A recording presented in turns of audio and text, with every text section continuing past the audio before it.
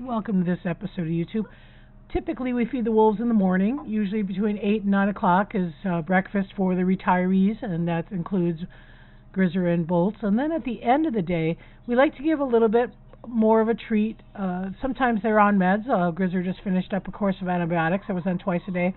Bolts was on twice a day prednisone, but we're kind of transitioning him off of that. But at the end of the day, what it gives us is kind of an overall assessment before we go into the evening of how they're doing, especially for a 16-year-old, where I'm concerned about his cognitive dysfunction. If he is tracking things, we know his vision isn't the greatest because of cataracts.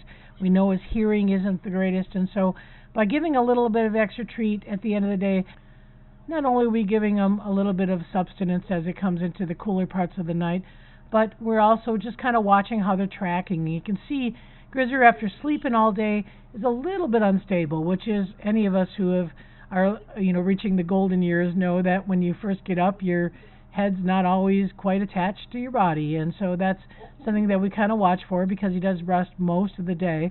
But we see him interested. He's certainly alert. He certainly is picky about what he's getting. Sometimes they are like that, meaning that they don't always like what we're offering, but certainly I think his focus is good, and I feel comfortable with where he's at. If by chance at that 4 o'clock or 5 o'clock assessment, if we don't feel comfortable, that's when we maybe switch him around a little bit, maybe get him towards the front of the building and, see if we need to kind of bring him in for the night. But again, these are things that are going to be ongoing as the winter progresses. I always want to make sure that, again, Grizzer gets his 4 pounds in the morning of meat, but also at the end of the day, we know that he's tracking okay and that he's feeling pretty good. So obviously, probably the big question people have is, how is Bolts doing?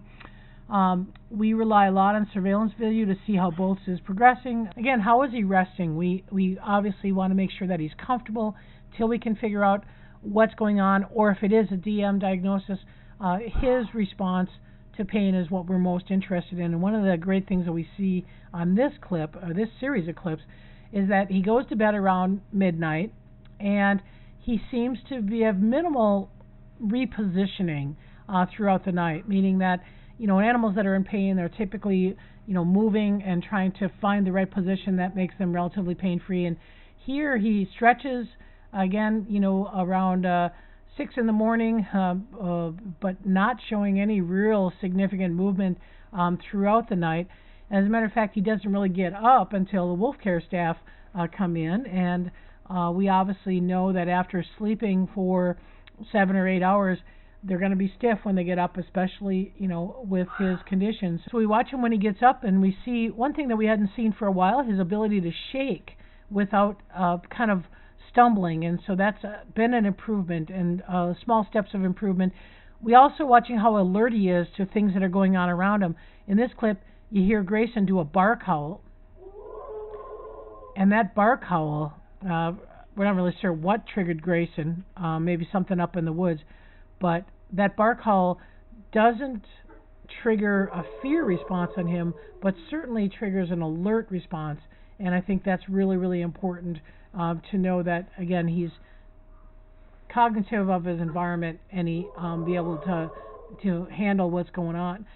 Bolts has always been a very expressive wolf, and so we're always making sure that that we maintain that personality trait as we treat this.